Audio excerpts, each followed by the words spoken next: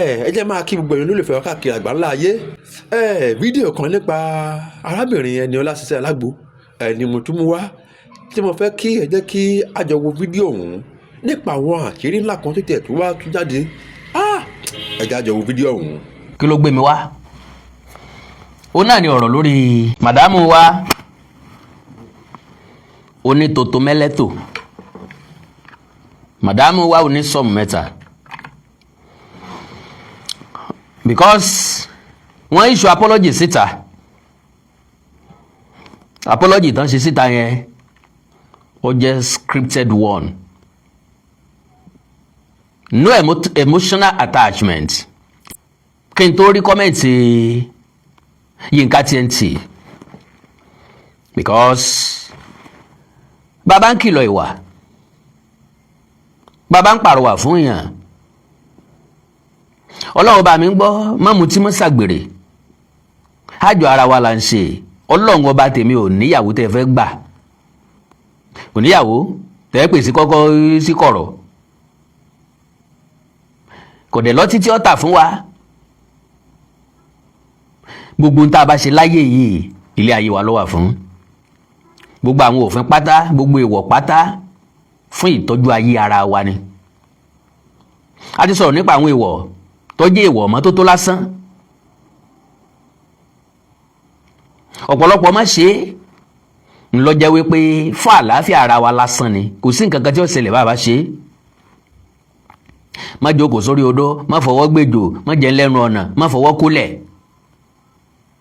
Gbogbo àwọn èèwọ̀ ọ̀hún fún àlàáfíà ara wa ni.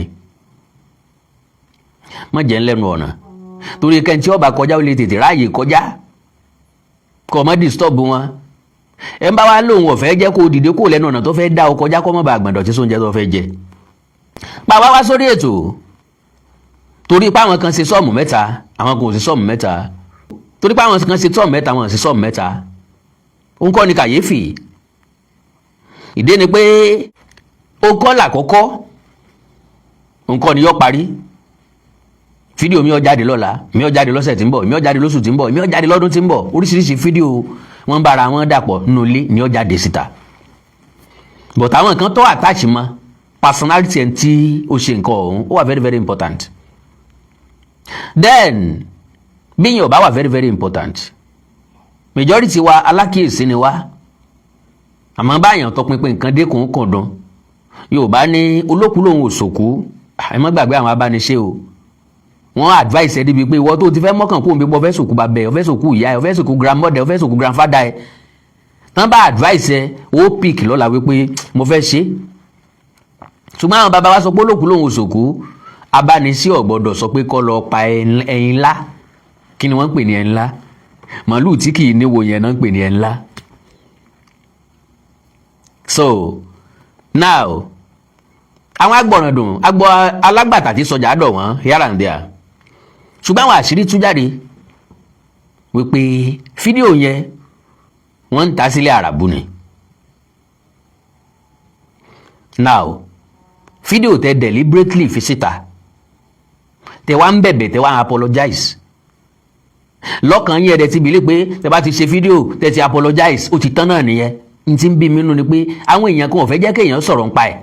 Wọ́n ní ẹ fílẹ̀ jàre, kálukú ló wà entitled sí life ẹ̀. Yes, sí life ẹ̀, you are entitled to your life. Nínú ilé rẹ, nínú bedroom rẹ, nínú sitting room ẹ, nínú building ẹ, nínú compound ẹ. Ṣùgbọ́n tó bá ti gbé life ẹ lórí social media, you are not entitled to it anymore. Fúnra lára ẹ ló gbé wá bá àwọn èèyàn tó wá ń ta wípé tó ń tà ń ṣe nínú ilé wa rí ẹ wá bá wa dá sí.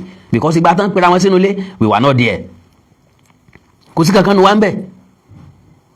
Ngbà tán lọ gbéra wọn lé, gbéra wọn lóòtẹ́ẹ̀lì, àsí ń bẹ̀. Ngbà gbéra wọn sórí ibùsùn, àsí ń bẹ̀. Ngbà tán kí nǹkan bọ̀ra wọn dì, we were not there.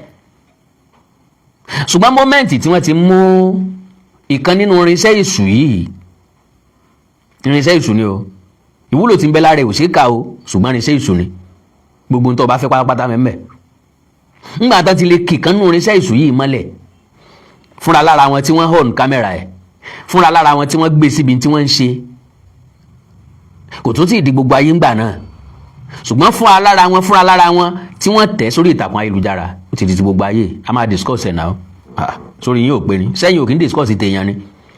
gbogbo àwọn tó ń sọ pé ká mẹ́nu kò kàn mọ́ dákẹ́ kán mọ́ sọ̀rọ̀ nípa èyí majority wọn lẹ́nu wọn mọ́ ń yá tó bá jẹ́ pé lòmíì lọ ṣẹlẹ̀ sí i ẹ̀gbọ́n olórin kan ní oníbòsọ mẹ́lòmíì ló kó wọn akéyèyè wọn adákẹ́ o bó bá jẹ́ lòmíì lọ ṣẹlẹ̀ sí wọn bẹ̀yìn tí ẹ̀ ní mẹ́nu kó ń bẹ̀ ẹ̀ ní dákẹ́ ń bẹ̀ so bó ṣe wá rè yìí kò sẹ́ni títí ẹ̀ ò lè bá no one is saint no one is perfect òní ni Sisi Alagbo ọ̀la lè jẹ́ tọ̀dọ̀ mi kò sí bí mo ṣe wá fẹ́ stop yín pé kẹ́ mọ́ discuss ẹ̀ kò sí tí mo fẹ́ sọ pé kẹ́ mọ́ ṣe yẹ̀yẹ́ ẹni tó ṣe yẹ̀yẹ́ ó ṣe yẹ̀yẹ́ àwọn kọ̀ọ̀kan ló sì mọ pity arábìnrin tó sì kẹta wọn ó lọ mú kí náà pé Sinai ká má dárúkọ torí live àwọn nǹkan tán máa ń mu tí máa ń gbẹ̀mí wọn ó lọ wà lẹ́gbẹ̀ẹ́ òun mo lọ́ọ́ fẹ́ kú bọ́ ọ bá fẹ́ kú ò ní ṣẹ̀ṣẹ̀ ṣàlàyé ń pọ̀ wà lẹ́gbẹ̀ẹ́ rẹ̀ àwọn ẹni tí ẹ̀sẹ̀ máa pàrọwà fún ọ ìwọ ló nílé ayé ẹ̀ náà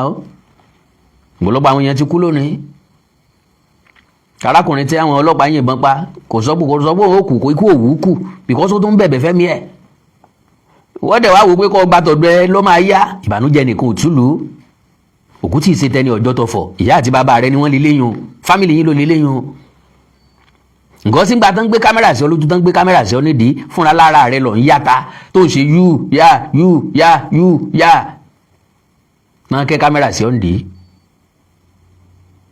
fúnra lára rẹ lọ gba fóònù lọ́wọ́ Sisi Alagbo tó rìkọ́ọ̀dù Sisi Alagbo àtọkọ tiẹ̀ náà ọwá ni wọ́n lo nǹkan fún ọ ni màmá kì í sì wọ́ gangan nu òdìkejì rẹ ni njó mu nǹkan ń bẹ̀ wọn náà fún ọ ní nǹkan mu kí lọ wá mu ojú rẹ tá à ń wò nu kámẹ́rà hàn àfi tó bá jẹ́ mi ojú ẹ̀ tá à ń rí nu kámẹ́rà hàn fúnra lára rẹ ó fọwọ́ sí nǹkan tí wọ́n tó ṣẹlẹ̀ ń bẹ̀ nǹkan wáyé ṣe advice ẹ kọ́ lọ kọ petition my lovely sister petition tó kọ sọ́gbọ́ ọlọ́pàá tètè lọ gbà jáde fúnra lára rẹ yóò sọ pé ọkọ petition mọ́ kò work ìṣẹ̀lẹ̀ṣẹlẹ̀ ní February àṣírí tún ní May ọwá ẹ̀sẹ̀ ń kọ petition ní May does that make any sense kò kọ ọlọ́pàá mọ́ náà kò sí test kankan tán lè ṣe mọ́ ó ti wẹ̀ láìmọye gbà ìwọ gangan ó ti forí sí ewé ìsopù ó ti fi fọ abẹ́ láìmọye gbà so yóò ní kàrámọ̀ tí ò ní dì í láìsẹ̀ ń bá káàkiri lẹ̀ advice kẹ́kọ̀ọ́ work mọ́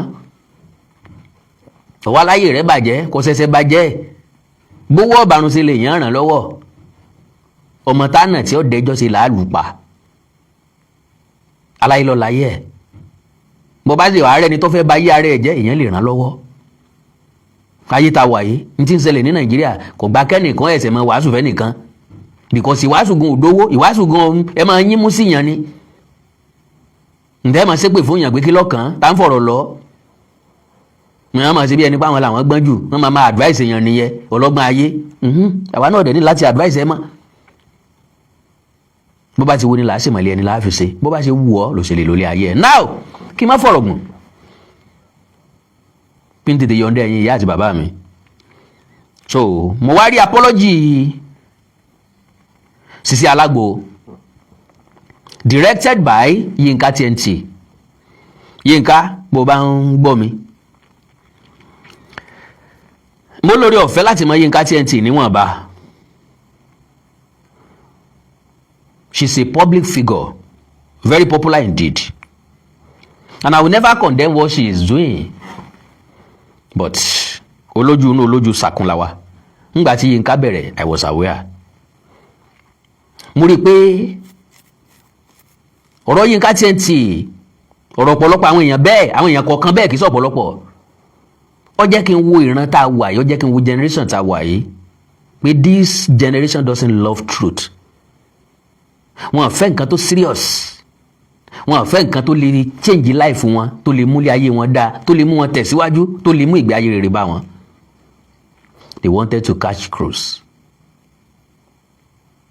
because as far as I'm concerned ntí Yinka TNT sorry to mention your name bó bá sì dọ́là o lè bú mi kọ̀ọ̀kan èmi ntí Yinka TNT fi popular kì í ṣe ń tọ́ yẹ kí ọmọ Yorùbá ọmọ káàró òjìrè gidi ó fi popular ọ̀rọ̀ olókólóbò àìgbé lórí social media ṣe ti dó ìyá ọkọ yín rí ṣe ti dó bàbá ọkọ yín rí ṣe ti dó àbúrò ọkọ yín rí ṣe ti dó ọ̀rẹ́ ọkọ yín rí ṣe ti dó ẹlẹ́hàá rí gbogbo àwọn nǹkan yẹn wà irritating sorry o má bínú o ìyá kọ mi o ọjọ́ ọjà ọ̀rọ̀ ló pé là ń na o tí ẹ ń bẹ lára ẹgbẹ̀dún àrán ọba ti yẹ sọ́tọ̀ ọba fi Sisi Alagbo lẹ̀ oko àánú lọ́wọ́ àjẹ́ kó nù because deliberately ni wọ́n upload kìíní yẹn tó bá jẹ́ pé nìkẹta wọn ló upload ẹni sọ la máa face ọkọ níyàwó ni ìyàwó lọkọ ni ọkọ bíi sweet ìyàwó bíi singọ́ọ̀mù ìpanu làwọn méjèèjì kí ni ìyàtọ̀ nú ọmọ bá ń tálẹ̀ wọn ikú ògbé kan ìkan jẹ́rù ìkejì ń jẹ yẹpẹ̀ ikú ògbé kan ní wéégún ilé labala kí ni ìyàtọ̀ nú Sisi Alagbo kí ni ìyàtọ̀ nú ẹni tó gbé rẹ̀ lọ́kọ ẹnjìní àdàgbà mọ́dánú afọ́nú amúmímọ̀ràwé wọ́n ń pè ń jìgólò tó ń kọrin I was like ṣé lè serious ṣé lè mọ nǹkan tó ń ṣe báyìí life continues lọ́dọ̀ tiẹ̀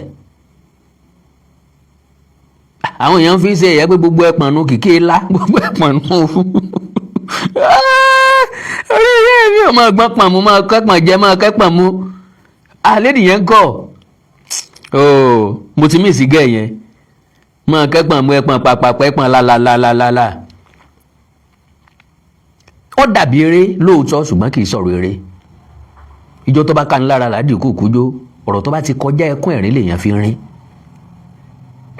because àwọn tó yẹ kó jẹ́ role model tó yẹ ká rí ẹ̀kọ́ kan tàbí méjì kọ́ lára wọn àwọn náà ń ba ayé jẹ́ yìí nígbà tí Yínká bẹ̀rẹ̀ I was like ọ̀nà tí kálukú bá mọ̀ náà ni yóò fi eléyìí tèmi mọ̀ lèmi ń tọ̀ péèjì mi ọmọ kú òní kọmọ tí ìpé 300,000 followers o láti 2010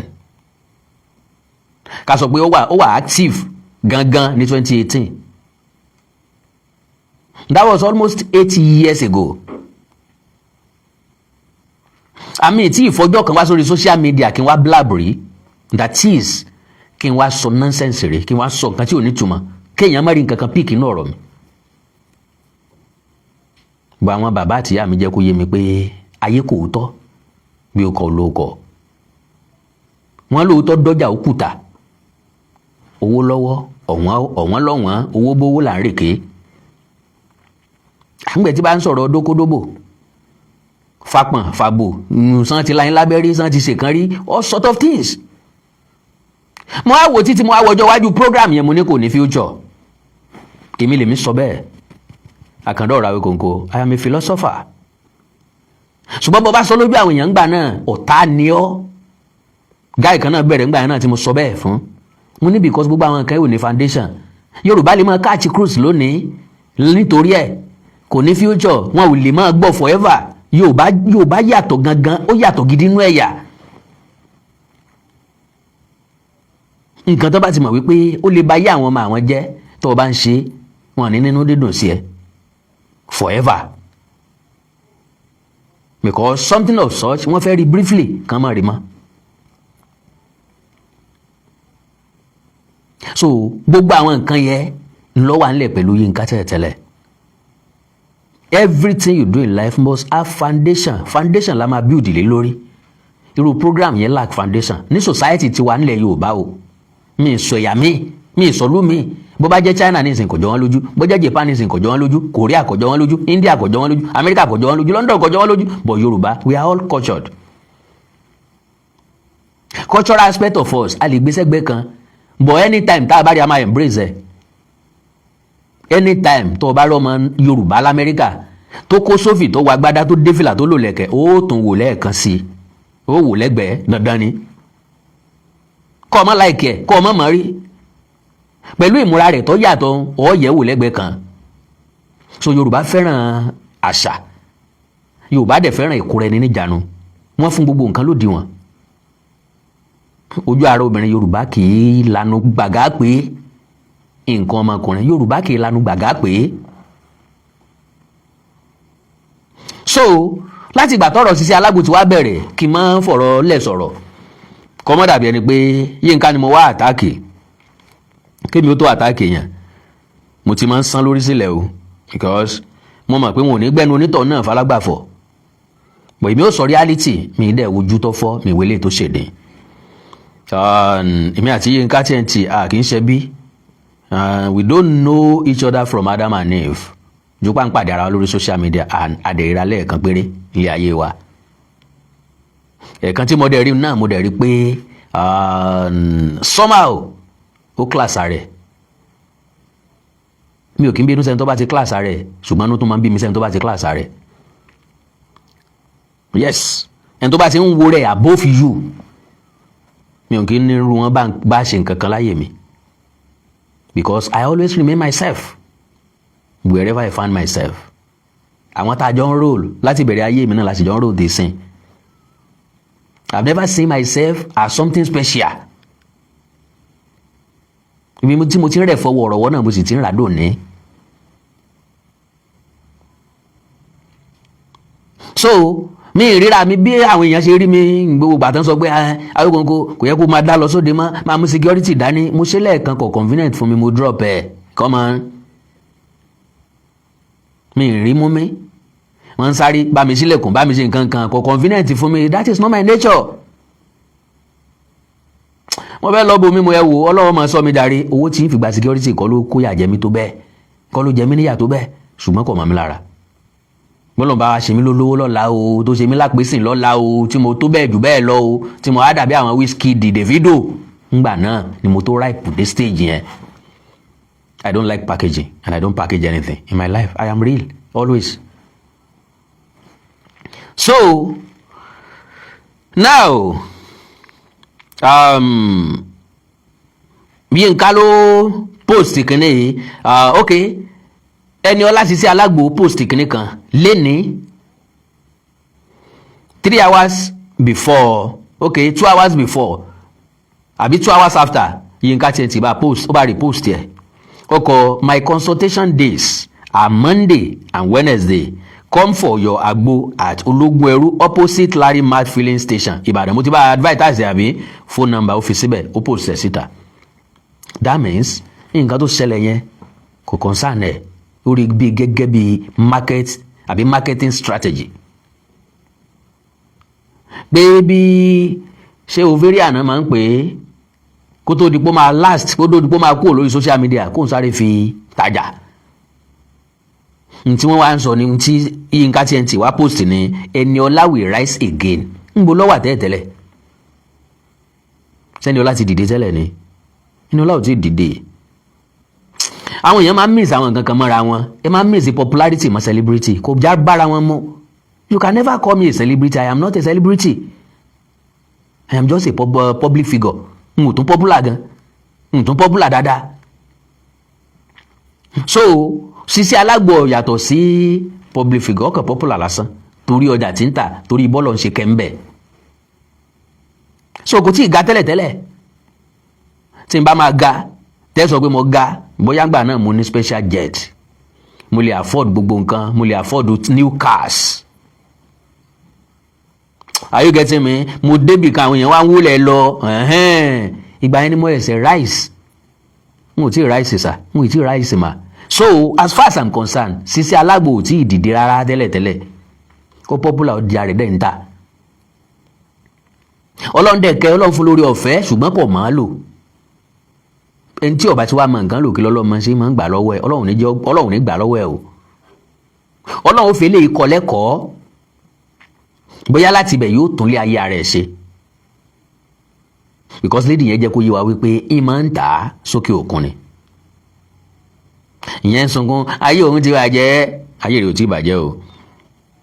So now ẹja sáré gbọ́ apology Sisi Alagbo. Okay, ká gbọ́ apology Sisi Alagbo 1 minute 6 seconds gbére ni. Sorry. Mo fẹ́ fi àsìkò yìí bẹ̀ gbogbo ọmọ Nàìjíríà pé kó má bínú sí mi. Ẹ jọ̀ọ́ mo bẹ̀ ìyá mi, mo bẹ̀ ẹbí mi. Ẹ jọ̀ọ́ má bínú, omi ṣàṣègùn. Mo bẹ̀ gbogbo Alagbo kó má bínú. Mo bẹ̀ ìyá bí ọmọ ayé má bínú. Ẹ má da omi nù tọmọtọmọ, ẹ jọ̀ọ́ nítorí Ọlọ́run. Mo bẹ̀ Ọlọ́run ọba náà kó ṣe àforíjì fún mi, ní ọkùnrin ní obìnrin. Mo bẹ̀ yín gbogbo ọmọ Nàìjíríà ẹ jọ̀ọ́. Lọ́wọ́ àbíjókòó ń bolo ti ṣe Ọlọ́run, kí lọ́kàn Ọlọ́run pẹ̀lú rádàdà tó ṣe. Ó sí Ọlọ́run náà ó ṣe ilé ayé ààrẹ, ó dẹ̀ sí ààrẹ, ó dẹ̀ sí àwọn ẹbí ẹ. Ó sí Ọlọ́run náà ń bolo ti sọ Ọlọ́run gbà tí pọ̀ pààyàn. Nítorí Ọlọ́run, ọmọ ọmọ yìí ni mo jẹ́, ẹ jọ̀ọ́ nítorí Ọlọ́run, mo ti ṣàṣìṣe, mo ti regret gbogbo mistake mi, ẹ jọ̀ọ́ nítorí Ọlọ́run. Ẹ̀yin tó ní ilé ayé ẹ má bínú, gbogbo ẹ̀yà bí ọmọ ayé ẹ jọ̀ọ́ nítorí Ọlọ́run. Ẹ má bínú, ẹ jọ̀ọ́ mi láwíjàre kọ̀kọ̀ lẹ́nu, mi ní àwíjàre kọ̀kọ̀, ẹ̀bẹ̀ ni mò ń bẹ̀. Ọlọ́run tó tóbi jùlọ mo bẹ̀ yín, Ọlọ́run ẹ má bínú. Gbogbo ẹ̀yà bí ọmọ ẹ má bínú sí mi, ẹ jọ̀ọ́ nítorí Ọlọ́run. Ẹ̀bẹ̀ ni mò ń bẹ̀bẹ̀ ní ẹ jọ̀ọ́. Ẹ jọ̀ọ́ ẹ dáríjì mi, ẹ ṣàforíjì ọmọ yín Sisi Alagbo, ẹ dáríjì mi. Ẹ dáríjì mi. Ẹ jọ̀ọ́ ẹ má bínú. Ẹ má bínú. Ọba kọ ti fídíò. Ẹ jọ̀ọ́ o, ọmọ yín Sisi Alagbo ní bẹ̀ yín o. Ẹ jọ̀ọ́ ẹ má bínú. Ẹ jọ̀ọ́ ẹ má bínú. Ọlọ́run ẹ jọ̀ọ́ ẹ má bínú. Ó ń bẹ Ọlọ́run náà pé kọ́lọ́run náà má bínú. Well, like I said, òkú tí ì ṣe tẹni ọjọ́ tó fọ̀. Ẹ jẹ́ n play kékeré nínú ọ̀rọ̀ ilédì yẹn kí n kàn fi kásẹ̀ ọ̀rọ̀ mi. Kékeré náà ní play ń bẹ̀. Mi ì fẹ́ lò kọjá ìṣẹ́jú 5 sí. Ọ̀pọ̀lọpọ̀ ọ̀rọ̀ tí mo fẹ́ sọ mo ti sọ lórí ọ̀rọ̀ Sisi Alagbo. Ó ní kẹ́yìn abiyamọ má da omi nù tọmọtọmọ. Ẹ má ṣèṣe abiyamọ tínú ń bí tó gbọ́ ọmọ jù sáàrin èrùn. Bínú rẹ̀ bá rọlẹ̀, èrùn tó gbọ́ ọmọ sí láàrin sínú tiẹ̀ ó rọlẹ̀, sínú tí wọ́n rọlẹ̀. Àbí rírí táwọn bá rí ọmọ oúnjẹ làwọn rí. So ẹ má bínú sí o bó ṣe sọ o, ọmọ wí kọ̀ mọ́ wí, ó dénú ẹ̀ kò dénú ẹ̀, ó sá ti apologize àbí. Still òkú tí kìí ṣe tẹni ọjọ́ tó fọ̀. Ẹ ń bá ọmọ lákàn bí ò ní fi gbẹ́ ẹ̀ mú mi. Àwọn tí wọ́n mọ̀ tí wọ́n ń patronize, àwọn tí ń bá ara jà, àwọn tó ń jọ interact, àwọn náà lè bí ẹ̀. Èmi ń tèmi fírífírí ni mo máa ń rí gbogbo wọn. Kí nìdí? Táìmù mi, mo ní nǹkan pàtàkì tí mo fẹ́ fi ṣe. Àwọn programs wà tí mo máa ń wò lórí social media, wọ́n pọ̀ gan. Ṣùgbọ́n ní program tí mo fẹ́ wò lórí social media, mo máa ń rí nǹkan kan bẹ̀ o. Ó máa já àwọn programs tí mo máa rí ẹ̀kọ́ kan bẹ̀. Oríṣiríṣi interviews, oríṣiríṣi motivational talks tí mo máa learn 1 or 2 things ń bẹ̀, mo máa ń wò dáadáa. Ṣùgbọ́n bí tí n ti ní rẹ̀ kọ̀ọ̀kan ń bẹ̀ ò lè rí mi ń bẹ̀. Tó bá wá rí mi ń bẹ̀ mo fẹ́ sọ̀rọ̀ ń pa ẹ̀ ni. Nígbà tí ń wádìí máa wádìí rẹpẹtẹ kí n make sure pé mo ní ẹ̀rí tó pọ̀ lọ́wọ́ láti jagun. Torí gbogbo ohun táwọn wá sí lórí social media ogun ni o. Káwa jagun ẹnu. Yorùbá lẹ́ni tí ó sọ̀rọ̀ dòótọ́ yóò jagun ẹnu, ẹni tí ó sòótọ́ dirọ́ yóò jagun ẹnu. So ọ̀rọ̀ Sisi Alagbo ti rí bó ṣe rí o. Bọ̀ fáǹfààní ẹ̀yin tẹ́ láǹfààní àti gbọ́, ẹ jẹ́ n play ọ̀rọ̀ lady tó sì kẹta wọn níwọ̀nba. Màá kàn rọ̀ ọ̀nà ẹ̀, màá sọ gbólóhùn bí méjì lé lórí.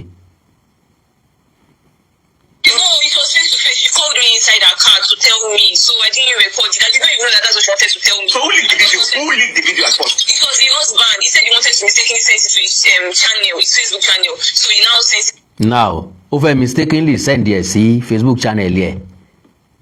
Ẹ wá lọ send ẹ̀, kí n bọ̀ lọ send ẹ̀. He wanted to send it to himself, then he sent it to his Facebook channel. I now told him that, why did not ask you people to make any video? And when I caught them making the video, I questioned them. They said they are not saving it. And I asked them to delete it. They promised me they deleted it. They reassured me that they deleted it. And in the morning, they now told me that they have something to tell me.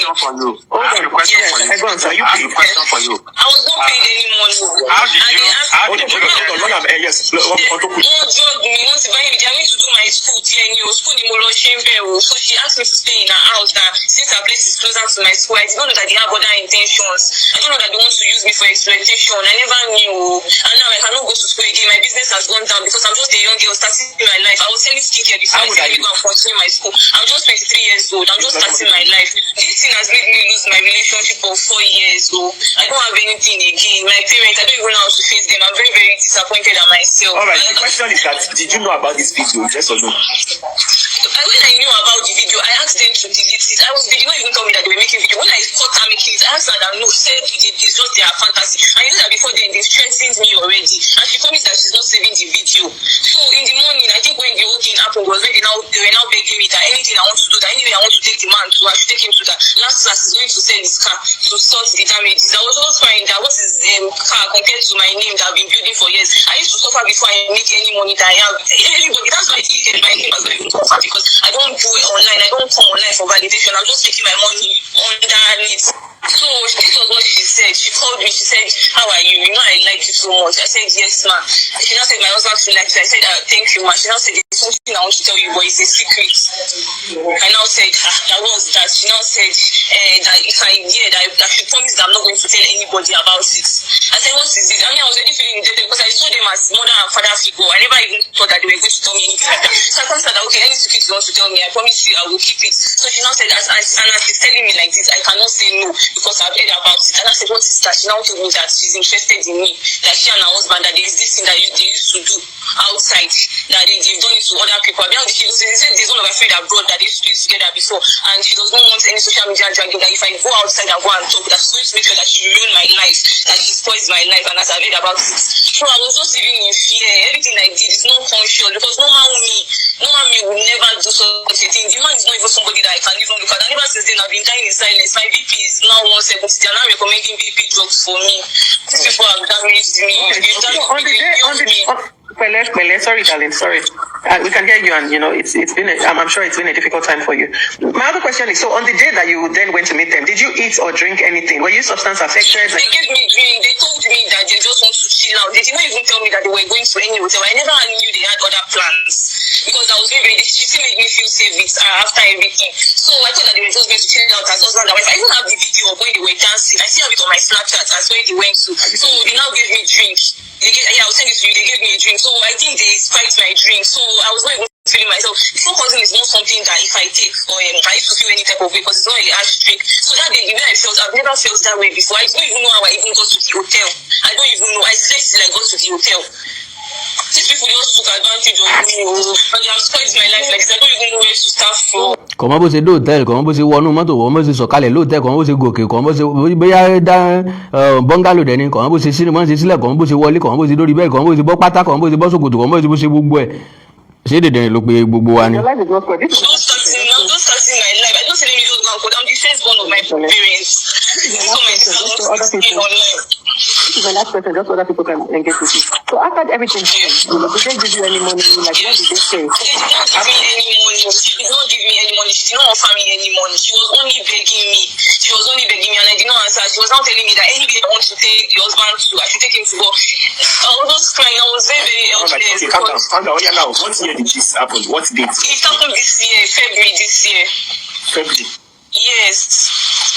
So it's because that was the time I was writing my exams. I was unable to concentrate on my exams. Okay, fine. The question is that how did you meet Sisi Alagbo? How did you know her? Yes, I gained admission in Poly Ibadan last year November. So my mom took me to buy arms from Sisi Alagbo. No, I already have where I wanted to stay at Ibadan. So when we now go to Sisi Alagbo's place, she saw me. She was asking that, who is this? Mommy told her that she's her daughter. So she said, where am I going to? And with my bag, because I was carrying my load. I just wanted to resume school. So when we now told her where I got accommodation, where my mom's other friend, I wanted to stay at her place initially, was she said it's very far, that place is still closer to the school. And we trusted that we saw her as somebody that is good, because the way she welcomed me, and I didn't even ask her for accommodation. I didn't ask her. She was one that said, since her place is closer there, I should stay there. I didn't know they had other plans. I didn't know that it's not that I'm just saying that all these videos, this is not the first time she used to sell it to Arab people. It's just so unfortunate. I'm the one that is just Ibi tí mo fẹ́ mú jáde ń bẹ̀ náà nù pé this is not the first time that she was sending it to Arab people who are deliberate, who are commercial, bí àṣà Gbénga Adébóyè, who are populistic, sometimes who are legalistic, many times who are statistic. Oga fún ọtán rí London, alábẹ̀fẹ́ ti London dé, London guana, London guata, London guana, London guata, London dun, London lílẹ̀, London nautica. Bó bá wọ̀lú London, ọ̀rẹ́ lajú ẹ̀ sílẹ̀, àwọn kan jẹ́ spectre, àwọn náà ń gbé inú London, àwọn music cinema, this man to be too nice, wọ́n gbọ́n fífi wọn á fẹ́ dé ọmọlẹ̀, kò mọ́ bá pàdé lọ́ọ̀kì rárá, wọn tó ń bẹ l'Amẹ́ríkà, bẹ́ẹ̀ yóò bá múra yóò lu gbàdí wọn ẹ̀jẹ̀ owó ẹrú ìbáni. kò tí ẹ̀jẹ̀ owó ẹrú ìgbani kò tí ì tán nínú ọmọ Nàìjà àmọ́ tí ó gọ́ bírí glory alábẹ̀ẹ́fẹ́ ò gbárù ẹ̀fẹ́ nìkan wàláì ẹni rí mi iye nǹkan lórí e ẹni rí mi iye nǹkan lórí e gbèyàn bá sọ mí nù ó parí béèrè lọ́wọ́ onítàn ó lè yín mú àmọ́ ó sọ fàánú dandan yóò padà dún onítàn òun bó pẹ́ bóyá fún ẹ̀tàn rí London alábẹ̀ẹ́fẹ́ ti London dé well díẹ̀ tó nù kún nìkan láò ok ọlọ́nkàn fẹ́ expose wọn ni mo rórí sí comment ni mo fẹ́ sọ̀rọ̀ sí reality ni gbogbo nǹkan tẹ̀ ń sọ ní comment yẹn kì í ṣe first time wọn lélẹ́yìí wọ́n ti ń ṣe tẹ́lẹ̀tẹ́lẹ̀ nǹkan kan náà ni máa ń kó síyàn lẹ́mìí send ẹ̀ a máa fi popular ẹ send ẹ̀ at least àwọn èèyàn tẹ a máa go viral ń béèrè mi lọ́wọ́ wọn ni pé àwọn tí toto mẹ́lẹ́tò wọn jáde sẹ́yìn tán go viral mélòó wọn ló live to tell story nísìn mélòó wọn ló remain the same